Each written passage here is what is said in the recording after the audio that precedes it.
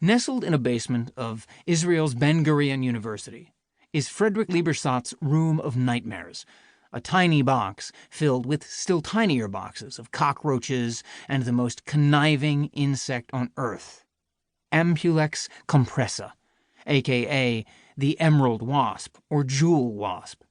Its hypnotizing beauty belies its belligerence. With big eyes and a precious green sheen to its body, colors shifting as the parasite sprints about the cage. Today is an unlucky day for this roach. It scrambles around a petri dish at the rear of the cage and seems to realize the mistake it's made.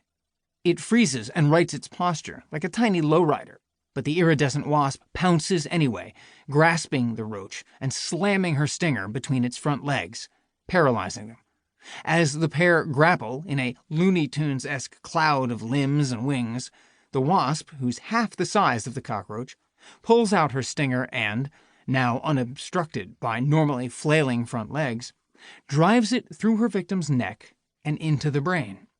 They keep tussling, flinging the cage's lovely pastel pebbles of blue and pink in all directions as the roach, desperate for leverage, braces itself against the wall of the plastic cage. Still, the wasp, her body bent in half to make the reach, clings with her stinger stuck in the victim's head. But she's not dilly-dallying on account of pumping an ungodly amount of venom. No, she's feeling around for the right spot in the brain to inject her mind control potion. 2 spots, to be exact. While the combatants flutter, the wasp's ultra-dexterous stinger probes for a pair of regions in the brain that govern locomotion. When she finds them, she loads each with venom, releases her grip, pulls out her stinger, and backs away. And the cockroach stands there. After a few more minutes, instead of panicking like you or I might if a needle just went through our brains, the roach begins grooming itself, taking its legs and antennae into its mouth. Calmly, systematically, one limb after another, like nothing happened. 10 minutes after the attack, the wasp again approaches. Without the slightest objection from the cockroach, she bites onto the base of its left antenna and slides her mouth a quarter of the way down, then snaps her jaws with a bob of her head. After a dozen tries, slide and bite, the wasp finally severs the antenna and laps blood from the stub. Then she does the same to the other, slide, slice, slurp. After all, brainwashing a cockroach takes a lot out of a wasp, and she needs to get back that lost energy. Still, the cockroach does not object. When the wasp has had her fill, she again leaves the cockroach, but she returns a few minutes later, grabbing onto the left antenna stub and giving it a tug. Nothing doing. The roach won't budge. She leaves, returns, and tries again. The cockroach still won't follow.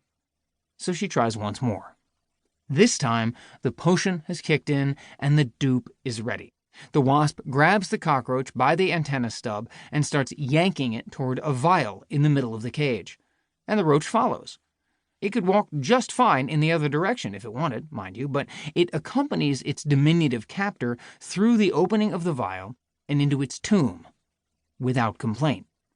Here, the wasp lays an egg on the cockroach's belly, then leaves and rummages around for those pastel pebbles, piling them into the vial. One by one, carefully she chooses the right-sized rocks to get a good seal. And never once does the cockroach try to force its way out. Not that the wasp is plugging up the entrance to keep her victim in there. Instead, she's doing it to keep the neighborhood opportunists from consuming her prisoner. Inevitably, the egg will hatch into a larva that pierces the roach's abdomen and sucks its blood. When that well runs dry, the young wasp will drill into the body and consume the organs, taking care to save the bits most vital for the roach's survival until the end, namely the central nervous system. After the tormentor has hollowed everything out, it metamorphoses, then erupts as an adult wasp from the cockroach's corpse, tunneling out of the tomb-turned womb and into a world it will help make so cruel.